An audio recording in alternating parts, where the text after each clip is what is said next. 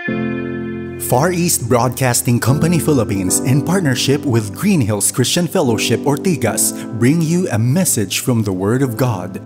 Together, let us know Christ and make Him known.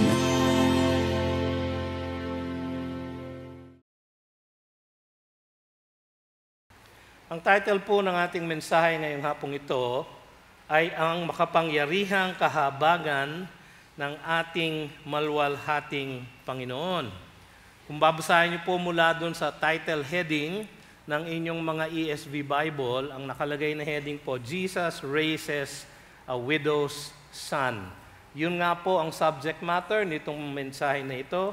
Ngunit yung pong kanyang pagbubuhay na maguli ng isang patay na tanging anak ng isang balo ay pagpapakita lamang ng makapangyarihang kahabagan niya at nagbibigay luwalhati sa kanya. So, ang punto po ng mensaheng ito ay ang makita natin ang makapangyarihang kahabagan ng ating maluwalhating Panginoon.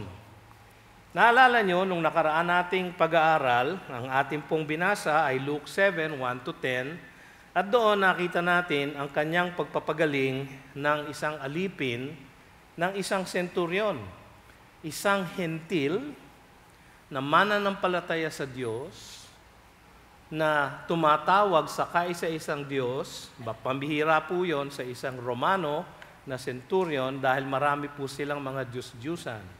Ngunit ito pong centurion na ito, siguro na impluwensyahan na ng katuroan ng mga Hudyo, kaya siya po ay isang God-seeker. At dahil po sa kanyang pananampalataya, na kinamanghaan ng ating Panginoon, ang Panginoon nga ay nagpakita ng isang himala. Sa pamamagitan ng kanyang pagsasalita lamang, ay kanyang napagaling ang kanyang alipin, na hindi man lang niya naalapitan, kundi sa malayong lugar ay napagaling niya. So pagkatapos po ng himalang yon, parang napakahirap na isipin ang mas higit pa na himala. Pero ang pag-aaralan po natin ngayon sa salaysay ay ang pagbuhay na maguli ng kaisa-isang anak na lalaki ng isang balo. Makikita natin doon lang po sa sentence na iyon kung bakit napakalaking trahedya ang sinalubong nitong balong babae na ito sa kanyang buhay. Ang kahalagahan ng salaysay na ito para sa atin ngayong hapon na ito ay ito ang nagpapakita sa atin ng makapangyarihang kahabagan at luwalhati ng ating Panginoon. Itong pagkabuhay na maguli na ito, i-explain ko po, hindi po siya resurrection. Siya po ay restoration back to life. No? Iba po yung resurrection. Ang Panginoon po, nung siya ay binuhay na maguli, siya po ay nakaranas ng resurrection sapagkat pagkatapos niyang binuhay na maguli, siya ay walang hanggang nabuhay na sa isang bagong kalikasan na maluwalhati, isang glorified body. Ito pong restoration to life ay, kumbaga, ginising lang ng Panginoon ang isang bangkay na patay upang maibalik siya sa kanyang ina. Pero, naasahan natin na sa darating na panahon, ito pong lalaking ito ay namatay din. No? Kasama ng kanyang mga kamag-anak siguro, lahat po sila ay nangamatay din. Ganon din po, ang isa kasi ito sa tatlong pagbubuhay mula sa patay na ginawa ng ating Panginoon na nakatala sa bagong tipan. Yung isa po ay yung pagpapagaling o pagbubuhay na maguli ng anak ni Jairus. No? Nasa Mark chapter 5 po yan, Luke chapter 8. Sabi sa Mark chapter 5, verses 41-42, taking her by the hand, he said to her, Talita kumi, which means, little girl, I say to you, arise.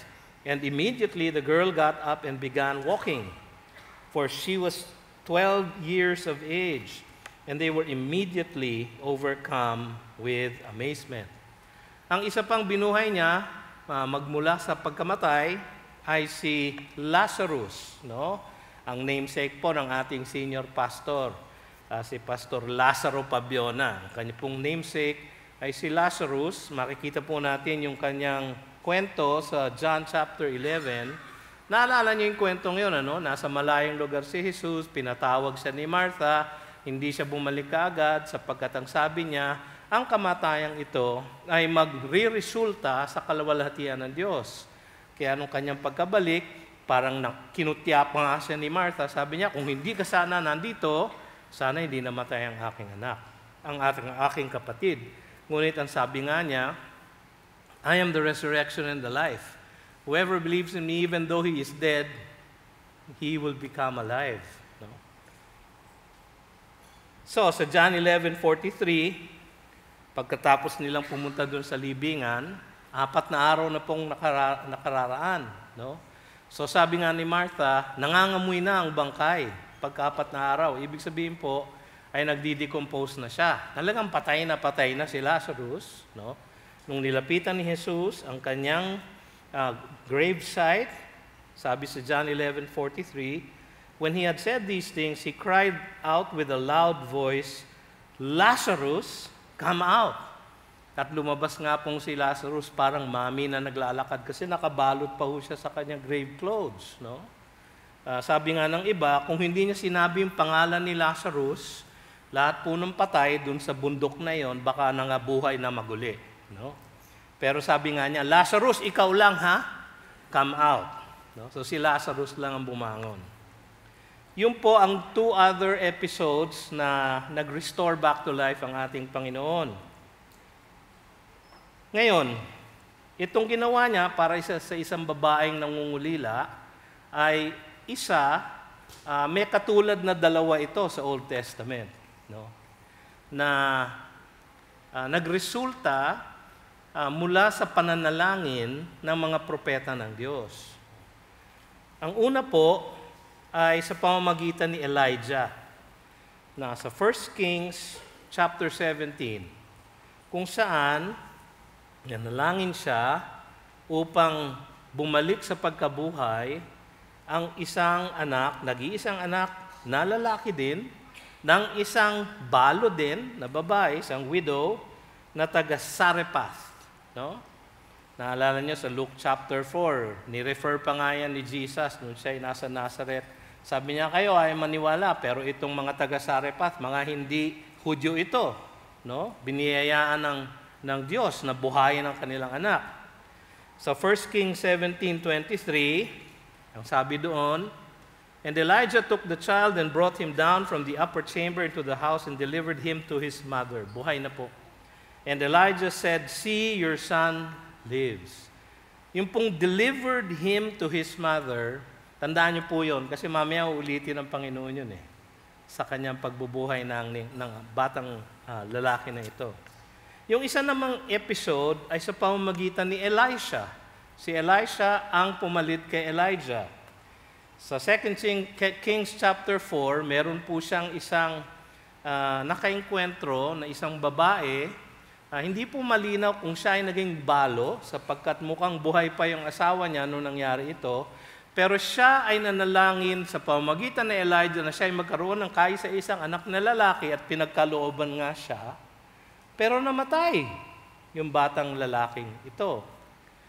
At sa 2 Kings chapter 4 verse 36, ang sabi doon, then he summoned Gehazi and said, call this Shunammite, taga Shunem, na babae, and when she came to him, he said, pick up your son. Ibinalik muli sa isang nangungulilang babae ang kanyang kaisa-isang anak.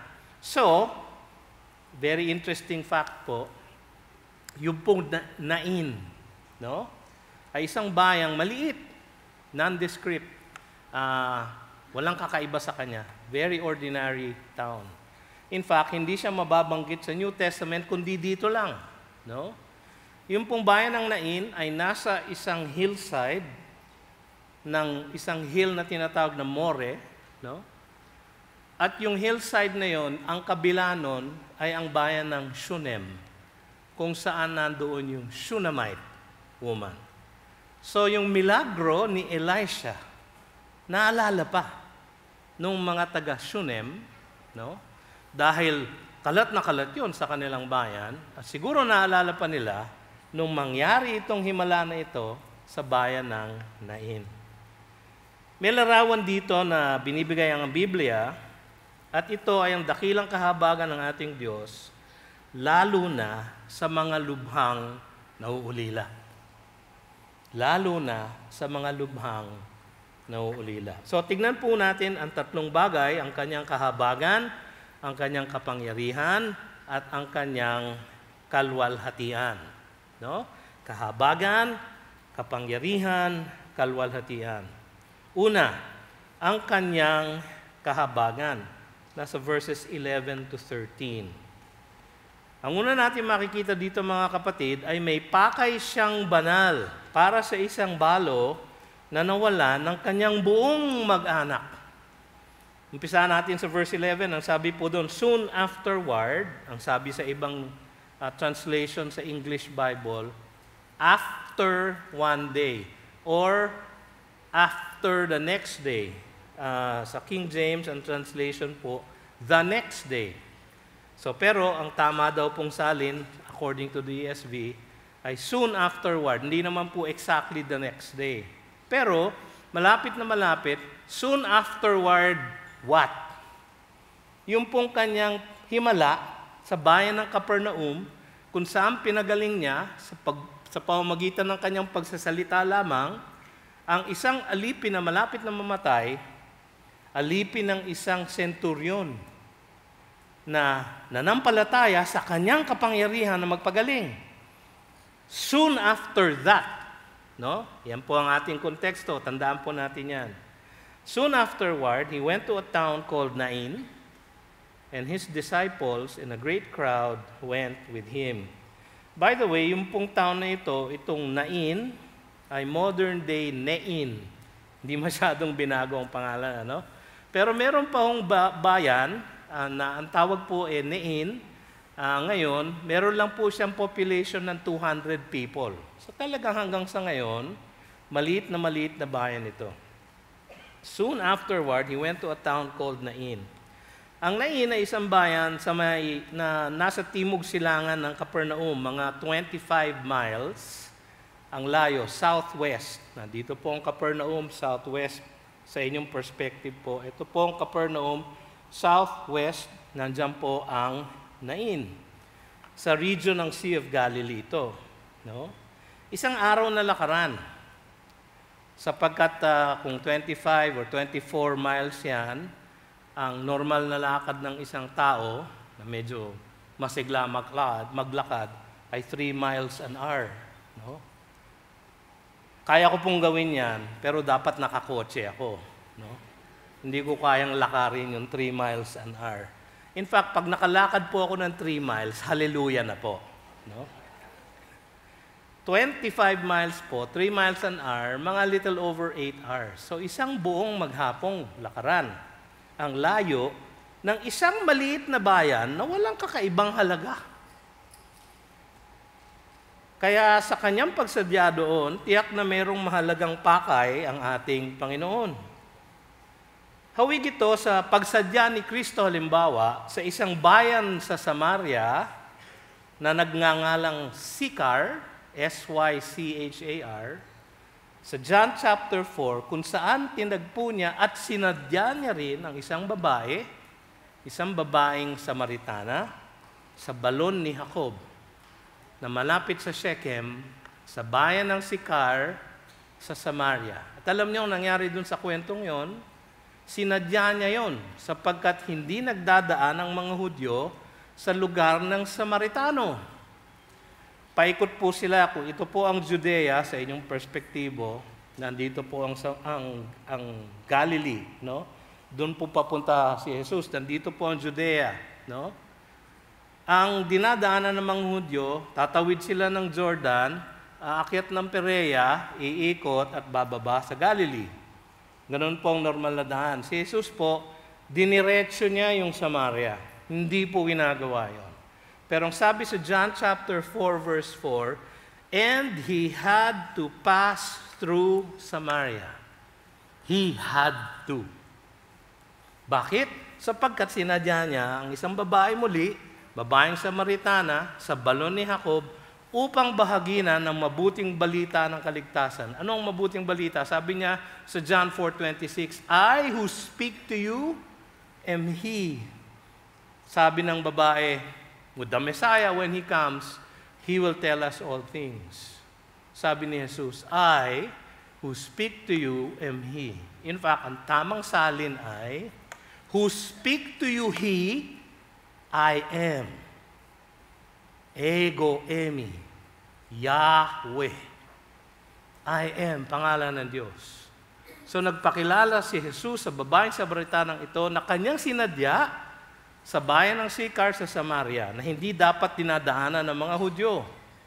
Gayon din ang Nain. Hindi puntahan ng maraming tao ito. Wala siyang okasyon na kailangan puntahan doon. Walang humingi ng kanyang tulong. Walang nakakakilala sa kanya doon sa abot ng ating mababasa sa scriptures. Bakit kaya naglakad ng malayo si Jesus? Upang sadyain ang Nain. Alam niyo, walang pagkilos si Jesus na hindi alinsunod sa kanyang dakilang mga plano para sa kanyang kaharian. At ang lahat ng kanyang mga balakin ay mabuti. At ang lahat ng kanyang balakin ay para sa kanyang kalwalhatian. At tiyak na magaganap ang lahat ng kanyang pinaplano. Sabi sa Isaiah 46 verse 10, umpisahan ko sa verse 9 siguro, for I am God, and there is no other. I am God, there is none like me, declaring the end from the beginning, and from ancient times things not yet done, saying, my counsel shall stand, and I will accomplish all my purpose. Walang sayang na lakad ang ating Panginoon. So hindi po ito coincidence. Ito po ay galaw ng providence. Kasama sa kanyang dakilang mga plano at kalooban, alam natin mula sa Lumang Tipan at sa New Testament din, kasama sa kanyang mga dakilang plano ay ang pagbibigay ng kaaliwan sa mga balo na lubhang nahihirapan. Paano natin nalaman na yun ay plano niya o yun ang kalooban niya? Sapagkat ang sabi sa Deuteronomy 10:18, He, ang ating Diyos, executes justice for the fatherless and the widow, and loves the sojourner, giving him food and clothing.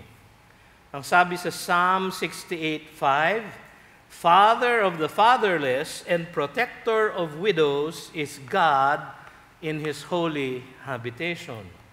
Ang sabi sa New Testament, sa James chapter 1, verse 27, religion that is pure and undefiled before God the Father is this, to visit orphans and widows in their affliction, and to keep oneself unstained from the world.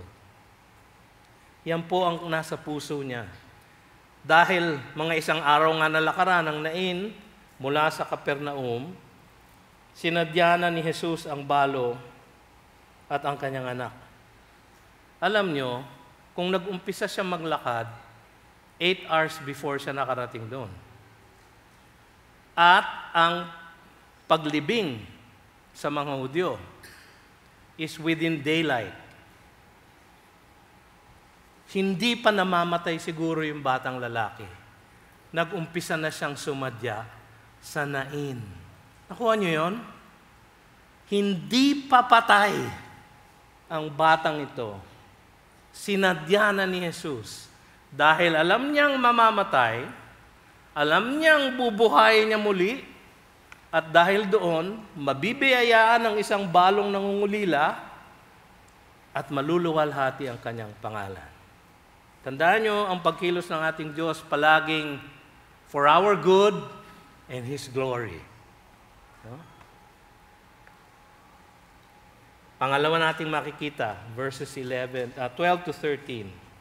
May kahabagan siyang tunay para sa naulilang balo upang maibsan ang kanyang kalungkutan. Kitang-kita dito, mga kapatid, ang kanyang kahabagan. Ang sabi sa verse 12, As he drew near to the gate of the town, behold, a man who had died was being carried out, the only son of his mother, and she was a widow. And a considerable crowd from the town was with her. Ito yung crowd number 1. No? Nasalubong niya ang isang prosesyon para sa isang kaisa-isang anak ng isang balong babae. Ngayon, pag sinasabi natin yon, kaisa-isang anak, only son of his mother, and she was a widow. Sinadya ni Lucas na isulat yun ng ganon.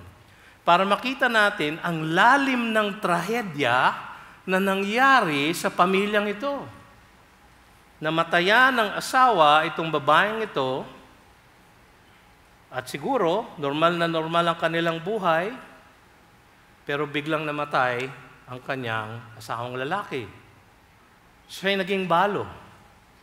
At ngayon naman, ang kanyang kaisa-isang anak na lalaki, na bata pa. Paano natin alam na bata pa? Kasi nung tinawag siya ng Panginoon, ang sabi sa verse 14, and he said, young man, neoniskos, a youth under 40, isang marrying age na lalaki na malakas at nasa prime ng kanyang buhay. Yun po ang trahedya. Tunay na trahedya ito sapagkat kalilibing lang siguro ng asawa niya at ngayon naman ang kanyang anak ay namatay na rin. Isang young man. Hindi po ito naalalayo siguro sa nangyari kay Naomi. Naalala niyo si Naomi? Sa aklat ni Ruth. Si Naomi ay taga Bethlehem, no? Mula sa angkan ni David. Nagpunta sa Moab dahil nagkaroon ng famine sa Bethlehem. Inabot na rin ng famine ang Moab at doon namatay ang kanyang asawa at ang kanyang 2 anak na lalaki. No? Ruth 1:5. And both Mahlon and Chilion died, so that the woman was left without her 2 sons and her husband. Talagang masaklap po ito. Kaya sabi niya, huwag niyo na akong tawaging Naomi, tawagin niyo akong Mara. Ang ibig po sabihin ng Mara is bitter. Mapait ang nangyari sa kanyang buhay. Tunay nga po, mapait ang nangyari dito. Sapagkat sa Old Testament po, paulit-ulit na sinasabi na ang pagkamatay ng kaisa-isang anak, no?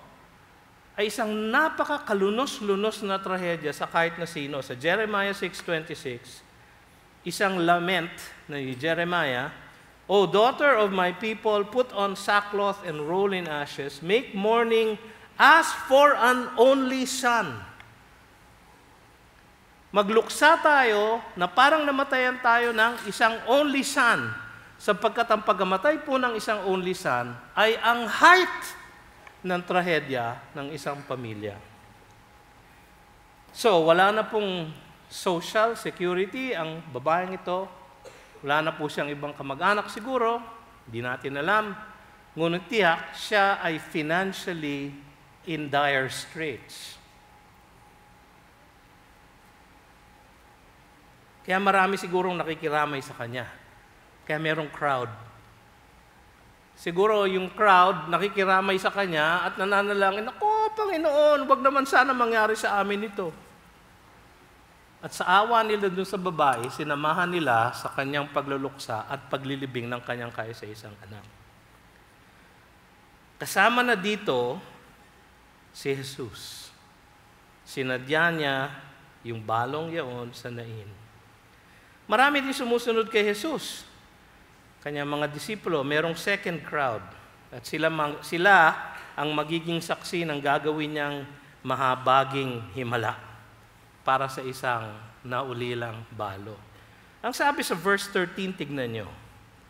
And when the Lord saw her, He had compassion on her and said to her, do not weep. And when the curious, yun ang salitang ginamit dun sa salitang Lord. Mababasa nga natin sa mga komentaryo, ito ang unang pagkakataon na ginamit ni Lucas yung salitang Lord. At palagay ko sinadya niya ito para maipakita niya in contrast na ang Panginoon ng buong kalangitan, ang curious, ang Diyos na makapangyarihan sa lahat, saw her, nakita niya ang balong nangungulila na ito. Kuminsan mga kapatid, hindi ba, sa gitna ng ating paghihirap, pagluluksa, kuminsan niisip natin, Panginoon, nakikita niyo ba ako? Nakikita kaya ako ng Diyos, Pastor? Nakikita kaya ako ng ating Panginoong makapangyarihan sa lahat? Ito pong tekstong ito, malinaw na sinasabi sa atin ni Lucas na ang Panginoon ng buong kalangitan nakikita ang kanyang mga hinirang. Kaya nga si David, ang kanyang sigaw sa isang salmo, O Lord, our God, how is it that you are so mindful of us? Ikaw, na Panginoon ang lahat, paano mo kami napapansin man lang? Kasi kung iisipin nyo, siya ang Panginoon ng buong kalangitan. Wala siyang dahilan para pansinin tayo. Walang dahilan ng Panginoon para magpunta sa Nain. Walang dahilan ng Panginoon upang pansinin ang balong nangungulilang ito. Ngunit meron siyang balak, meron siyang plano, sinadya ni Jesus, ayon sa kanyang plano, para sa kaaliwan ng balong babae na ito. Kinahabagan siya ng Panginoon. At yung salitang ginamit for compassion, sa ibang English translation, ang translation po nito, and his heart went out to the widow. And his heart went out. Maganda pong translation yun kasi almost literal po yun. Kasi yung salita po very complex. Splagnitsomai. Sige nga, sabihin nyo nga. Naawa ako sa'yo. Splagnitsomai ako sa'yo. No? Napaka-unromantic sabihin. No? Napaka-complicated sapagkat ang sinasabi po ng salitang yon, ang aking habag sa iyo ay gayon na lamang na umiikot ang lahat ng aking kalamnan. Dahil sa hirap na dinadanas ko, dahil sa hirap mo. Ganun po ang compassion ng ating Diyos. Ganun po ang kanyang kahabagan. Ang salitang ito ay ginamit niya sa Matthew 9:36. Nung sinabi roon, and when he saw the crowds, he had compassion for them, because they were harassed and helpless, like sheep without a shepherd. Ginamit din niya ito sa Mark 6:34. And when he went ashore, he saw a great crowd, and he had compassion on them, because they were like sheep without a shepherd, and he began to teach them many things. Siya ay merong compassion para sa kanyang sheep. Alam niyo mga kapatid, sa kanyang pagiging tunay na tao, naranasan niya ang kirot ng isang namatayan at nagpakita siya ng tunay na habag sa mga lubhang nahihirapan. Sabi sa Hebrews 4:15, for we do not have a high priest who is unable to sympathize with our weaknesses. We do not have a high priest. Wala po tayong punong saserdote na hindi nagsisimpatya sa ating mga kahinaan at paghihirap. Ganun po ang kahabagan ng ating Diyos. Alam nyo, naisip ko mga kapatid, ito ay speculation lang. Huwag nyo ipapangalat na sabi ni Pastor BJ, itong tamang interpretasyon nito, no? Ito ay speculation lang. Kuminsan po malikot ang aking imagination. Hindi siguro malayong isipin na noong nangyari ito,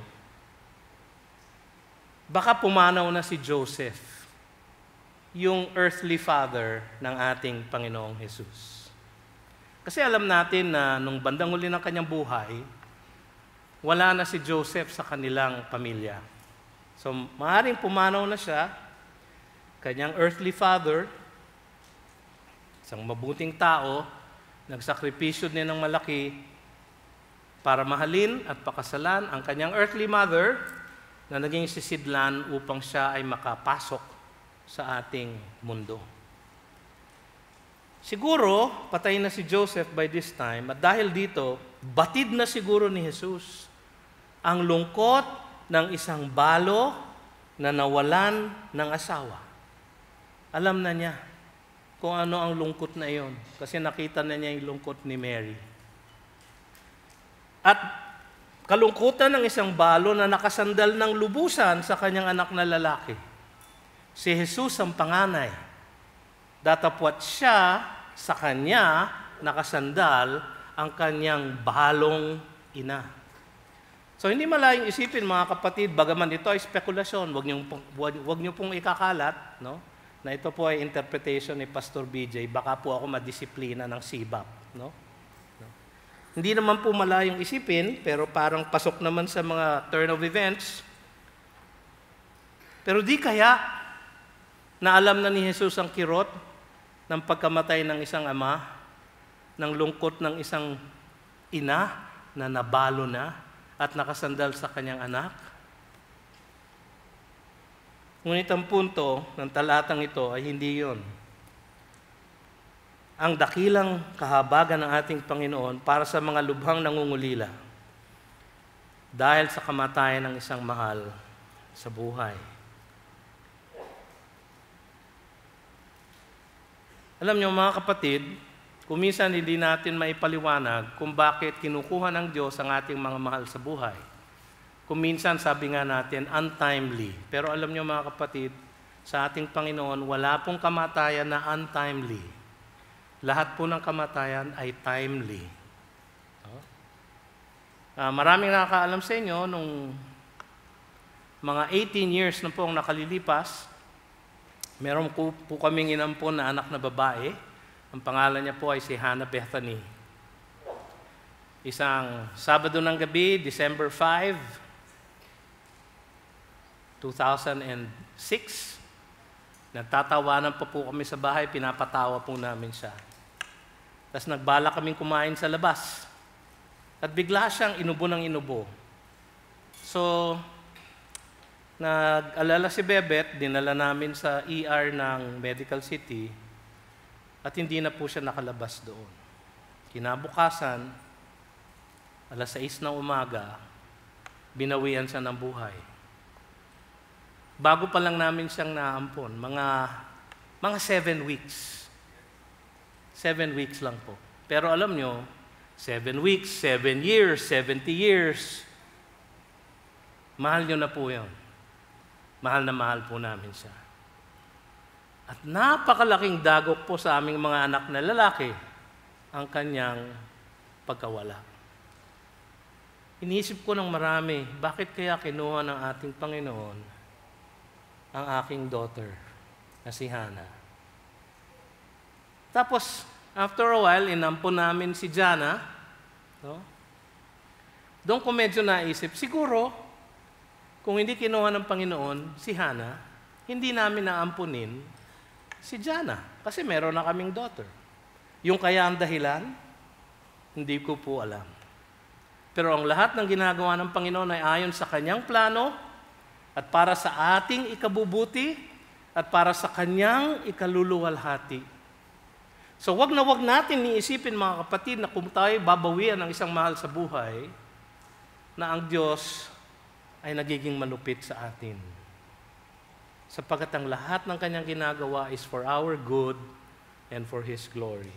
Tingnan natin ang kanyang kapangyarihan sa verses 14 to 15. Una, mas higit ang kanyang kapangyarihan kaysa sa epekto ng kasalanan na kaya niyang baliktarin sa isang salita. Ang epekto ng kasalanan, mga kapatid, ay ang kamatayan.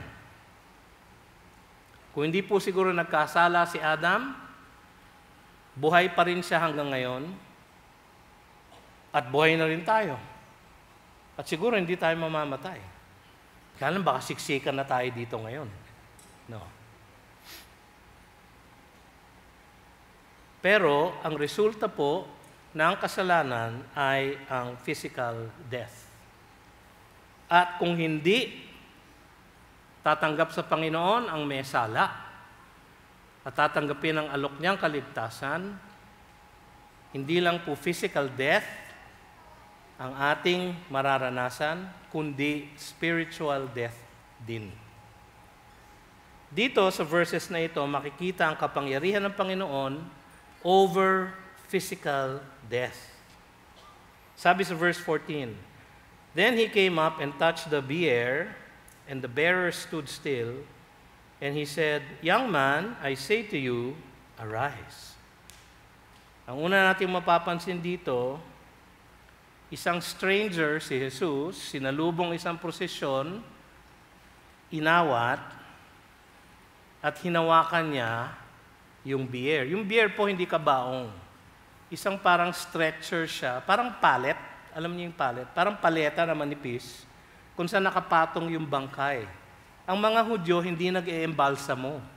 Kaya kanilang inililibing sa araw mismo ng kanilang kamatayan. Binabalot lang nila sa grave clothes, nilalagyan ng spices kung sila ay mayaman para hindi mangamoy, at hindi nila nililibing sa lupa, nililibing nila sa isang cave. Nasasarhan nila ng bato. Ganyan po ang kanilang kaugalian. He touched the bier. Hinawakan ni Jesus ang bier ng patay na lalaki. Ito ay bawal sa mga Hudyo. Sabi sa Numbers 19:11, "Whoever touches the dead body of any person shall be unclean 7 days." At meron pong seremonya para siya ay hindi maging unclean. Pinangahasan niyang hawakan yung bier. Ngayon, siyempre, kung kayo yung mga kasama, kung kayo yung balo, merong isang stranger, biglang hinarang yung inyong prosesyon. So, nagngangawa na yung mga professional mourners, no? Sumisigaw na kung ano-ano, no? Tapos merong humarang. Tapos ang kanyang way para mapahinto yung prosesyon ay hinawakan yung patay. So yung nabasa natin dito na, "And the bearer stood still," sila ay na-shock. Ano ba to? Sino ba ito? Bakit niya hinawakan yung patay? No? Bakit niya hinarang kami? No? So siguro nagtinginan sila, sino bang nakakakilala dito sa taong ito? At marami siyang kaladkad na pala. Marami siyang kaladkad na crowd eh. Yung crowd number 2, yung mga disipulo niya at yung mga crowd galing sa Capernaum, sinamahan siya.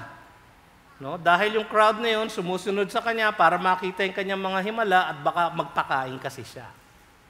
So, hinawakan niya yung bier. Nangahas si Jesus na siya ihiwalay sa bayan ng 7 days dahil sa kanyang ginawa. Ngunit dahil sa kanyang kahabagan sa balong namatayan, pinangahasan niya ito. Bakit? Alam naman niya, nabubuhayin niya ang kanyang anak. At yaon na nga ang kanyang susunod na ginawa. Alam niyo mga kapatid, higit ang kapangyarihan ni Jesus sa kahit kamatayan, na hindi siya kailangan magimbal sa isang bangkay na patay kasi kaya niyang ayusin yung sitwasyon na yon sa pamamagitan lang ng isang salita. O, patay ka ngayon, nahawakan kita. Tapos, bulaga, buhay ka na ulit. No? The problem solved. So, hindi ito problema sa kanya. Pero para sa mga nanonood, akala nila, grabe naman ang mangahas itong lalaking ito. No? Tapos ang sabi pa niya dun sa babae, "Do not weep," sa verse 13. Hindi ko alam kung paano niya sinabi. No? Pero siyempre, magulong isip ko kung minsan, no? Na-imagine ko na ang sabi niya dun sa babae, "Shhh! Huwag ka na umiyak." Hindi naman kilala ng balo si Jesus. So siguro, gusto niyang hambalusin. No? Sino ka ba? Bakit? Gusto ko nga umiyak, namatayan ako eh. Ba't mo ko aawatin?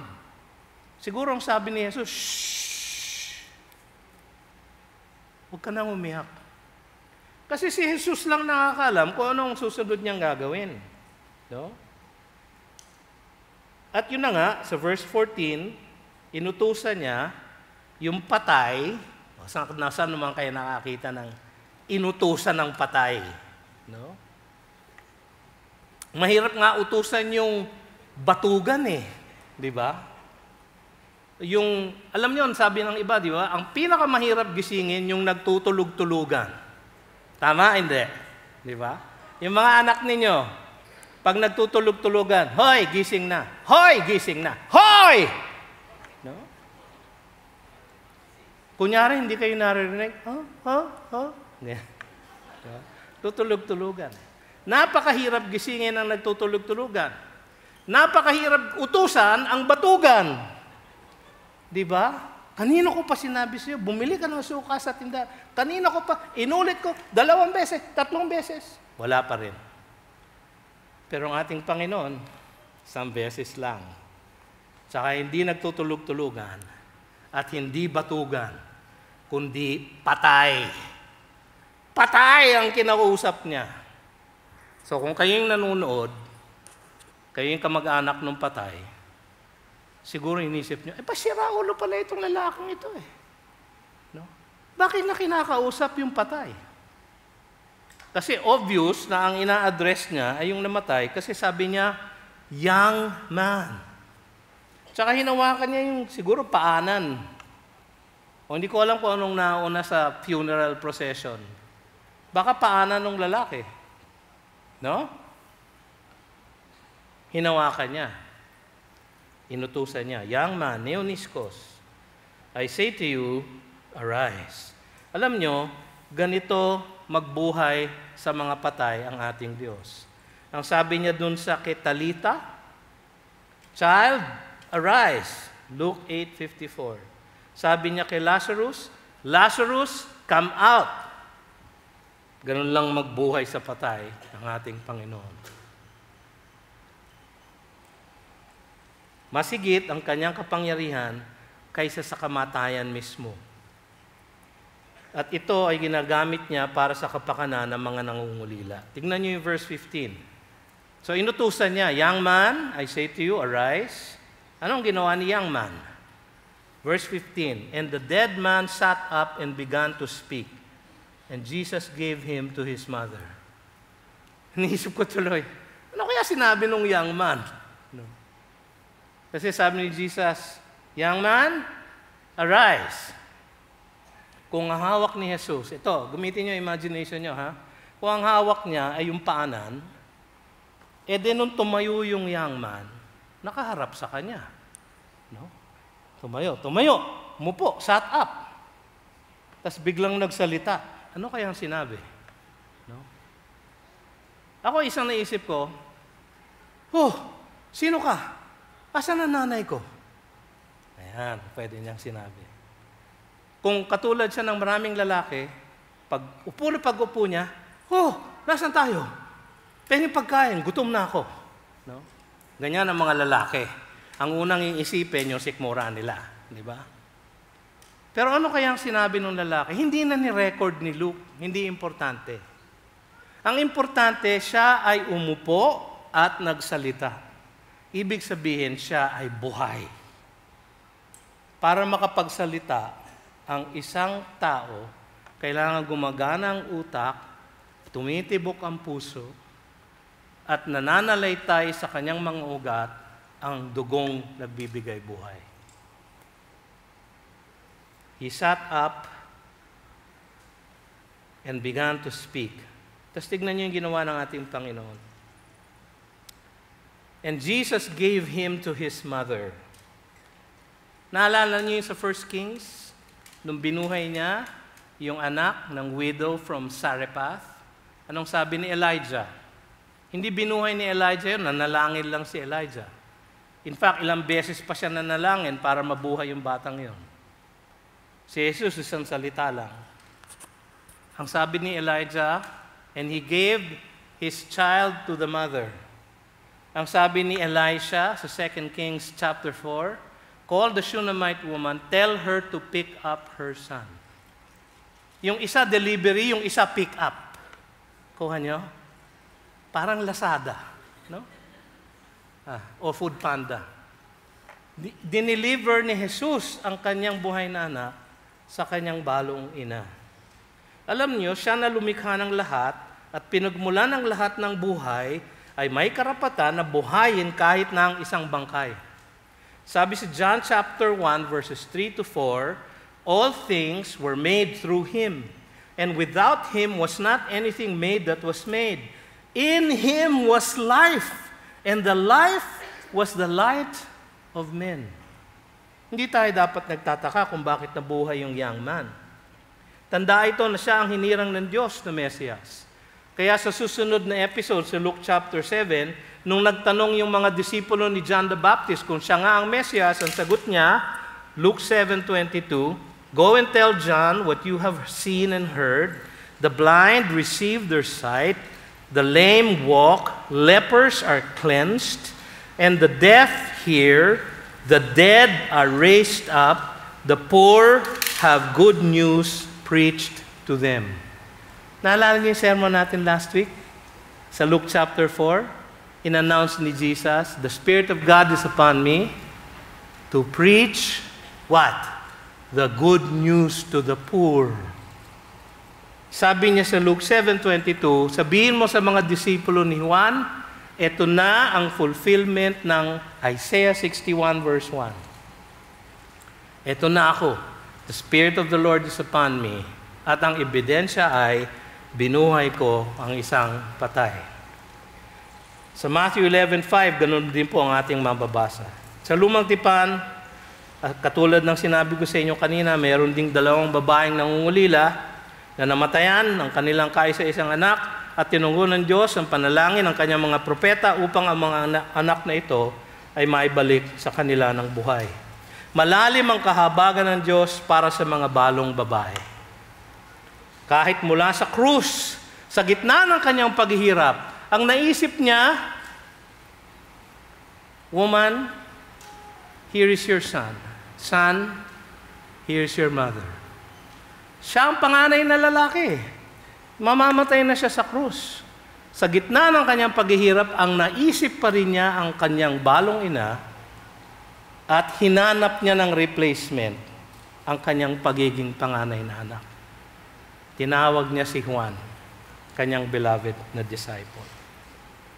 Sa kanyang pagbuhay na maguli sa lalaking ito, tiniyak ng Panginoon na ang babaeng balo sa Nain ay magkakaroon ng patuloy na kabuhayan. Maaari din nating isipin na hindi tumigil lang dyan ang Panginoon. Sinadya na niya na pagkalayo-layo. Yung mo sabihin, hindi ko pa siya share ng gospel to. Dinemonstrate ko na sa kanya kung paano ako bumuhay ng patay. Dinemonstrate ko na sa lahat ng taong ito na I am the resurrection and the life. Natitiyak ko mga kapatid na binahagi ng Panginoon sa bayang yaon, katulad ng kanyang ginawang pagbabahagi sa bayan ng Sychar sa Samaria, ang ebanghelyo, ang mabuting balita ng kaligtasan sa kanya. Hindi natin alam, hindi na ni-record ni Luke, pero natitiyak ko, marami sigurong nanampalataya kay Jesus dahil sa pangyayaring yun. Di kaya't yun ang kanyang balak at layunin, na sa pamamagitan ng kanyang himalang gagawin para sa balong babaeng ito, ay larawan niya sa mga taong yun na ako ang pinagmumulan ng buhay. Sa akin kayo manampalataya. Hindi kayo kailangan umiyak sapagkat pumanaw man kayo sa buhay na ito. Makatitiyak kayo na kung kayo'y nasa akin, kayo ay mabubuhay ng walang hanggan. Pangatlo, ang kanyang kalwalhatian. Dito tayo magtatapos. May layuning natupad ang himalang ito ni Jesus. At ito ay pagkatakot ng mga tao at ang kanilang pagluluwalhati sa Kanya. Tignan niyo yung first part ng verse 16. Fear seized them all and they glorified God. Pagkatakot ang unang reaksyon ng mga tao sa presensya ng supernatural na aktibidad. Tanda ng presensya ng Diyos sa kanilang kalagitnaan. Katulad ng libawan ng mga pastol nung Kapaskuhan. Luke chapter 2 verse 9. And an angel of the Lord appeared to them, supernatural activity, and the glory of the Lord shone around them, glory, and they were filled with great fear. Maganda sa King James. And they were sore afraid. They were filled with great fear. Isang reverential fear. Isang pagkatakot sa Diyos dahil sa ating pagre-revere sa Kanyang kabanalan. Ang pagkatakot ay ang resulta ng pagkatakot nila ay kanilang pagluluwalhati sa Diyos. Katulad din sa Luke chapter 5, nung siya ay nagpagaling. And immediately he rose up before them and picked up what he had been lying on. Ito yung paralyzed man. And went home glorifying God. And amazement seized them all. Pero yung word ng fear. And they glorified God and were filled with awe, saying, we have seen extraordinary things today. Ganyan po dapat ang reaksyon ng mga tao sa presensya ng supernatural na activity ng Diyos. Pangalawa, may epektong nagresulta mula sa himalang ito. At ito ang pagkalat ng balita tungkol sa pagdating ng sugo ng Diyos sa kanilang kalagitnaan. Sabi sa verse 16, saying, a great prophet has arisen among us, and God has visited His people. And this report about Him spread through the whole of Judea and all the surrounding country. Kinilala din nila na si Jesus ang pinangakong propeta ng Diyos na susunod kay Moises. Deuteronomy 18:15. The Lord your God, sabi ng Panginoon kay Moises, will raise up for you a prophet like me, sabi ni Moises sa mga taga-Israel, from among you, from your brothers. It is to him you shall listen. So matagal na naghihintay ang Israel ng isang bagong propeta. Yon, para sa kanila ay si Jesus. Sabi sa Matthew 21:11, and the crowd said, this is the prophet. The prophet. Yung sinasabi ni Moises. He is the prophet, Jesus from Nazareth of Galilee. So kinilala siyang propeta. Tinanggap din nila ang pagdating ni Jesus, na ang pagdating ni Jesus sa kanila ay parang katulad na rin ng pagbisita ng Diyos sa kalagitnaan ng kanyang bayan.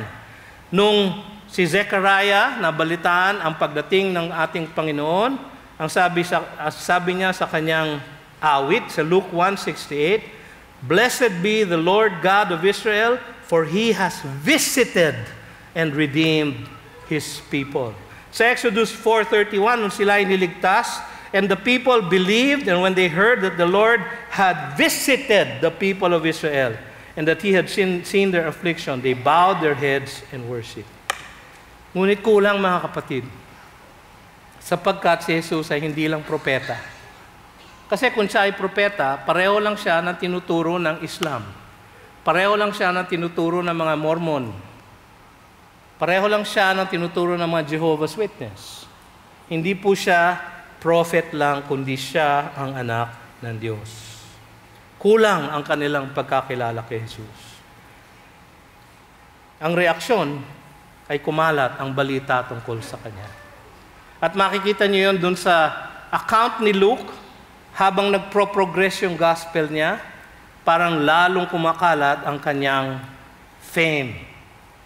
So Luke 4:14, and a report about him went out throughout all the surrounding country. Sa Galilee pa lang yun. Sa Luke 4:37, and reports about him went out into every place in the surrounding region. So kasama na ang Samaria.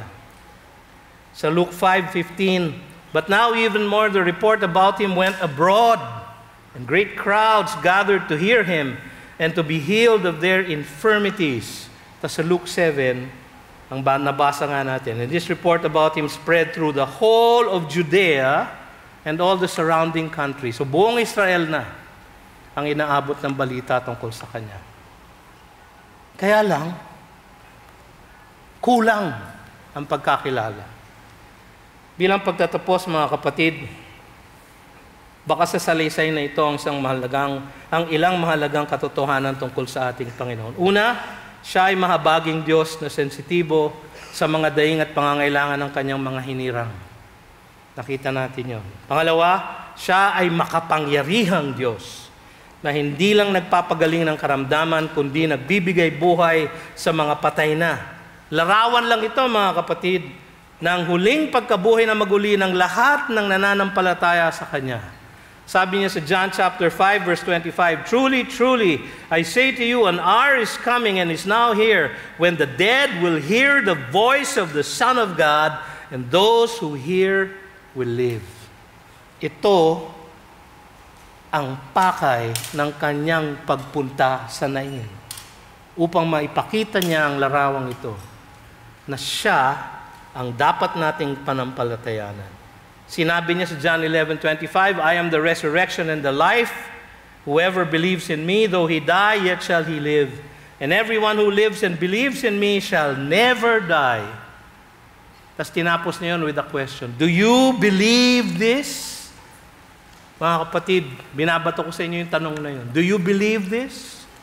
Naniniwala ba kayo na sa isang salita lang ng Panginoong Jesus, kaya niyang buhayin ang inyong patay na kaluluwa na ipinanganak sa kasalanan? We were dead in our trespasses and sins. Sabi sa Ephesians chapter 2 verse 1.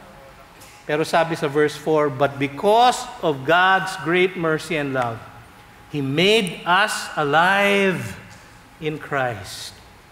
Paano niya napatunayan ba niya yon? Napatunayan niya physically? At alam natin lahat ngayon, napatunayan niya spiritually. Mga kapatid, siya ay maluwalhating Diyos na dapat papurihan at ipahayag. Kayo ba ay nasa Kanya na? Tayo po ay mananambahan sa pamamagitan ng banal na hapunan. Ang maaari lamang pong mag-participate ay yung mga ligtas na ni Jesus. Paano natin malalaman yung pastor? Kayo po ba'y lumapit na sa Kanya? Hiningi nyo na po ba ang Kanyang kahabagan? Alam natin na malalim ang Kanyang kahabagan para sa lahat na nangungulila. At kaya niyang buhayin ang lahat ng kaluluwang patay. Kaibigan, kung kayo'y hindi pa lumalapit sa Kanya, lumapit kayo sa Kanya bago tayo magbanal na hapunan sa ating pananalangin. At hingin niyo ang Kanyang kapatawaran at Kanyang kahabagan. Sapagkat sinabi ng Biblia, "They who call upon the name of the Lord shall be saved." Shall be saved. Hindi might be saved. Shall be saved. Ang kailangan nyo lang gawin ay humiling ng Kanyang kapatawaran at ng Kanyang kahabagan. Alam na natin na they who call upon the name of the Lord shall be saved.